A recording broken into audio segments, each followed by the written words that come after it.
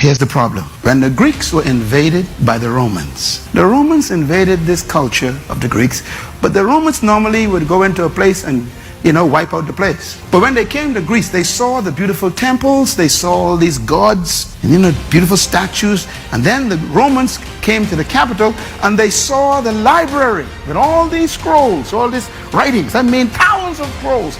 And the Romans were so impressed. Now the Romans are military guys. They're not into thinking, they're into fighting. So when they came to Greece, they were astonished. They said, no other civilization is like this. So instead of destroying the library, the Romans saved it.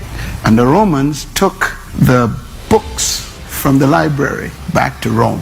And the Romans studied and adopted Greek theory of leadership.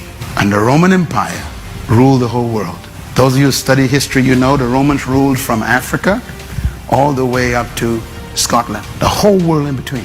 This is the only country in history that ruled the world. No other country has ever yet ruled the world. Rome is still the greatest country in history. They ruled from African states all the way up to England.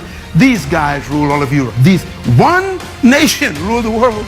And their philosophy of leadership was Greek philosophy. Think now. So the Romans believed, since they destroyed the Greeks, that they were gifts of the gods. So the leader of the Roman Empire took the name Caesar. Caesar is not a name, it's a title. It means son of the gods.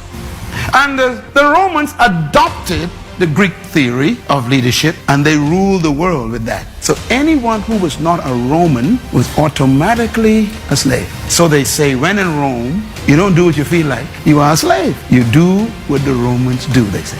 Now you know where that came from. Okay, so the Romans now took over the whole world. Follow me. I'm trying to explain why you can't define leadership. Do you know what the Romans did? The Romans destroyed themselves, but no one could destroy them. They were so powerful. They destroyed themselves by immorality. Rome was destroyed, they say, by the loins of the Caesars. Their sexual life destroyed them. And we're on our way there again. 14 Caesars ruled Europe. 14. 12 were homosexuals. And they liked little boys. And Rome was destroyed by immorality.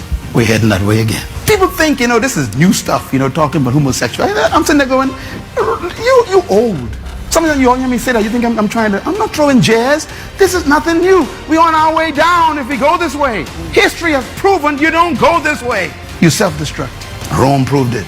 Rome was destroyed by immorality. Their value systems collapsed. And they became so preoccupied with the flesh, with pleasure. No one could destroy them from outside. So they imploded. They rot from the inside. The Roman Empire rot. Matter of fact, they were so rotten that they used to kill each other, citizen brothers, to keep the throne. You read some of the stories, you won't believe the stories. They became so immoral, so valueless, that they would kill their own brother to keep the throne. Sleep with their own mother and their sister, incest, to keep a child on the throne from their own family, because they had no sons or daughters. They would exchange sex. These guys, they destroyed themselves. Immorality.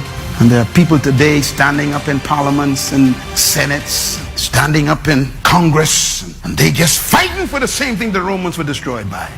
It's that man just never learns. The guy said the first time you made a mistake, that's on you. The second time, that's on me. You don't make the same mistake twice.